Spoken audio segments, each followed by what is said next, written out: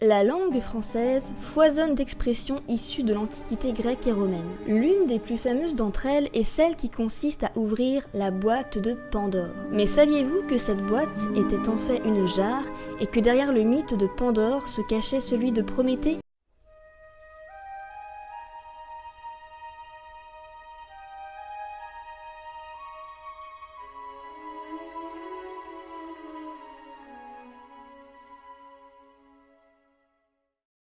Cette histoire est parvenue jusqu'à nous grâce à de nombreux auteurs antiques.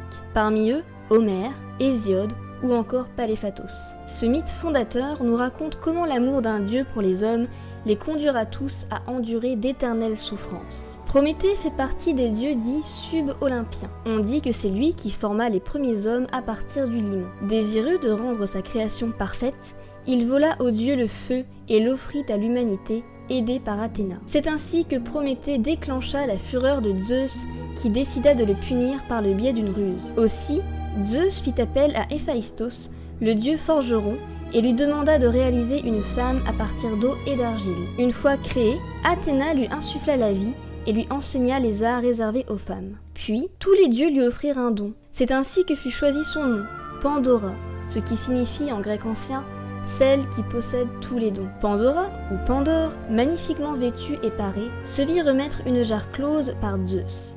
Elle fut amenée par Héphaïstos à Prométhée. Ce dernier, redoutant un piège tendu par le roi des dieux de l'Olympe, refusa de la recevoir. Il interdit également à son frère Épiméthée de recevoir ni Pandore ni sa jarre. Mais ce dernier, dont le nom signifie celui qui réfléchit trop tard, subjugué par la beauté de la femme, la prit pour épouse. Influencée par la curiosité, ce don qu'elle devait à Hermès, Pandore finit par soulever le couvercle de la jarre. Dans cette jarre se trouvaient tous les maux dont Zeus voulait accabler l'humanité. Parmi eux, la vieillesse, la folie, l'orgueil, la misère, la guerre, la maladie, ainsi que tous les crimes dont les humains se rendraient coupables. Une fois la jarre ouverte, toutes ces calamités s'en échappèrent. Pandore ne put retenir que l'espérance. En fait, le mot espérance est probablement une traduction trop approximative du grec elpis, qui signifierait plutôt l'attente de quelque chose, en l'occurrence ici, l'attente de toutes ses douleurs. Ainsi,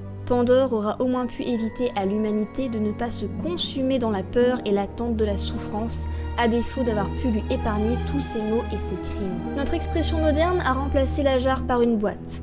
Mais c'est bien une jarre dont il était question dans l'Antiquité. Dans la symbolique grecque, la jarre est aussi le récipient qui contient le grain, et forme en fait une allégorie de la terre et des bénéfices que peuvent en tirer les hommes. La légende renvoie la femme à son statut de nourricier, mais la présente aussi comme cet être irrésistible et terriblement dangereux dont il faut impérativement se méfier. Et Prométhée dans tout cela, le malheureux ami des hommes, irrita encore plus Zeus en ayant évité de tomber dans son piège.